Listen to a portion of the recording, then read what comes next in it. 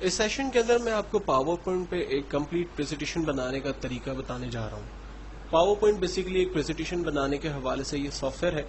ایسی پریزنٹیشنز جو کہ عام طور پہ لیکچرارز یا اسپیکرز کو آپ نے دیکھا ہوگا کہ جب وہ کالج کے اندر یا کسی لیکچر ہال کے اندر یا کسی ایگزیبیشن کے اندر داخل ہوتے ہیں تو وہ ایک ملٹی میڈیا پریزنٹیشن پلے کرتے ہیں اور اس سے ریلیٹ لیکچرز جو ہے وہ ڈیلیور کرتے ہیں۔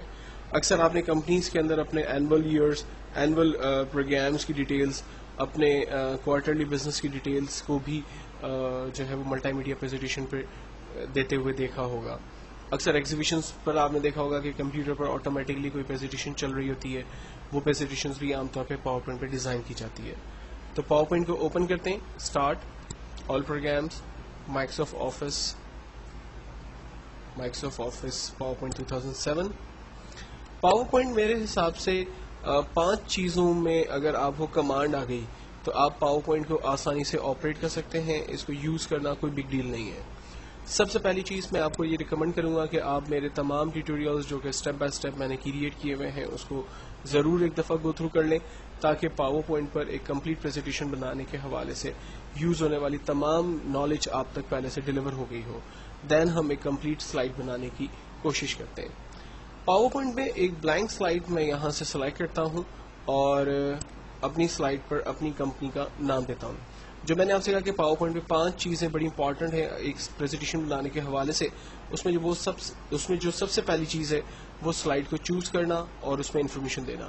تو بائی ڈیفالٹ یہاں پر میرے پاس ایک سلائڈ آ رہی ہے اور میں صرف اس میں انفارمیشن دے رہا ہوں۔ میرا تھیم ہے فار ایگزامپل ایک اسکول کی پریزنٹیشن بنانا، تو میں سب سے پہلے ٹاپ پر اسکول کا نام بھی دیتا ہوں لائک XYZ اسکول، اور اس کا ایڈریس دے دیتا ہوں فار ایگزامپل کریم آباد کراچی۔ یہ میں نے پہلی سلائڈ چوز کی اور اس پہ میں نے انفارمیشن بھی انسرٹ کر دی۔ پاور پوائنٹ میں دوسرا اسٹیپ سلائڈ کے بیک گراؤنڈ کو چینج کرنا۔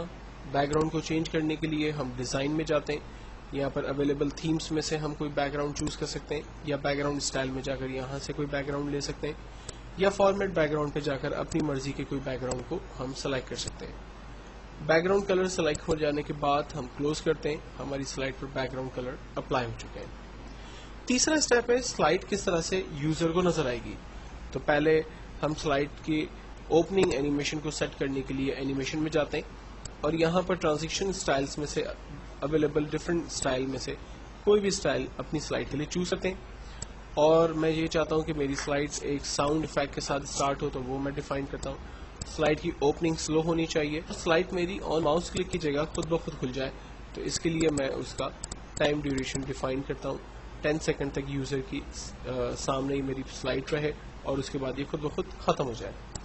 اس کے بعد میں F5 کا بٹن پریس کرتا ہوں، کٹ کی ہے، F5 کی مدد سے میری پریزنٹیشن سٹارٹ ہوئی اور 10 سیکنڈ تک یوزر کی اسکرین پہ نظر آئے گی، اور دین اس کے بعد یہ پریزنٹیشن میری اینڈ ہو جائے گی۔ اینڈ کرنے کے لیے میں کی بورڈ سے اسکیپ کا بٹن پریس کر رہا ہوں، میری پریزنٹیشن یہاں پر سٹاپ ہو گئی۔ نیکسٹ اسٹیپ ہے سلائڈ میں جو انفارمیشن اویلیبل ہے یا جو ٹیکسٹ اور امیجز ہے اس پر بھی ایکشن دینا۔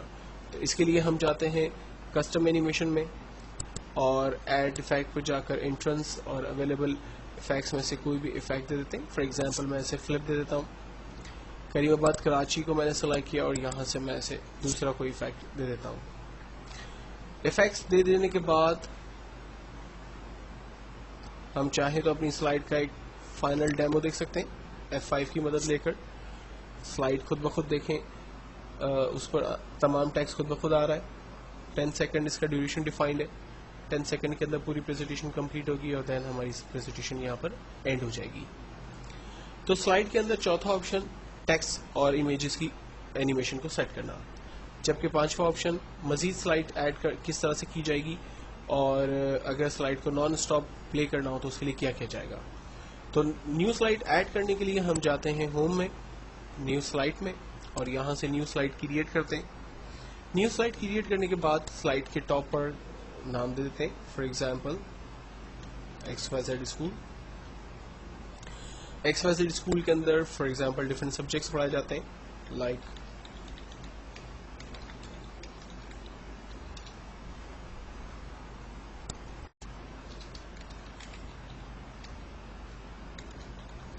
اور میں یہاں پر ایک امیج بھی دینا چاہتا ہوں، تو میں اس ٹیکسٹ ایریا کو کم کر دیتا ہوں اور امیج کے لیے میں انسرٹ میں جا کر پکچرز میں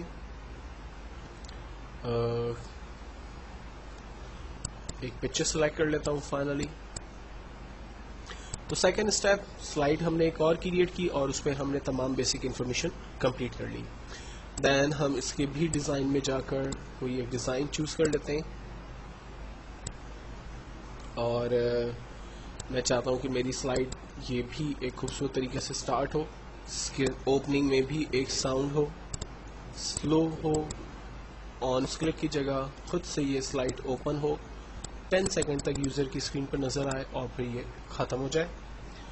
سلائیڈ کے اندر موجود ٹیکسٹ پر بھی مجھے اینیمیشن دینی ہے، تو میں یہاں پر اویلیبل اینیمیشن سٹائلز میں جا کر ایڈ افیکٹس میں سے اپنے لیے کوئی بھی افیکٹ چوز کر لیتا ہوں. اب فائنلی جب میں F5 بٹن پریس کرتا ہوں تو میری پریزنٹیشن سلائیڈ نمبر 1 فرسٹ پلے ہوگی، اس پہ تمام انفارمیشن سٹیپ بائی سٹیپ نظر آئے گی. 10 سیکنڈز کمپلیٹ ہونے کے بعد میری سلائیڈ خود بخود اینڈ ہو جائے گی اور سلائیڈ نمبر 2 سٹارٹ ہو جائے گی.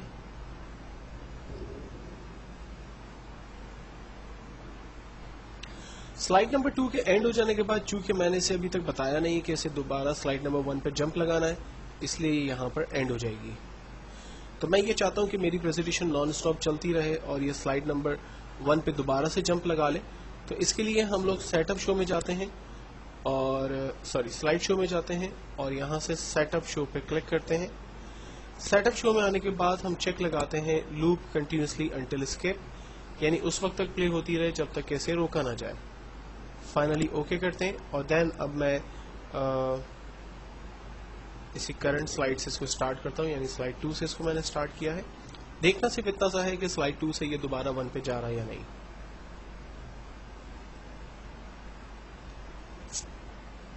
جی یہ دیکھیں دوبارہ سے سلائیڈ 1 پر یہ آ چکا ہے.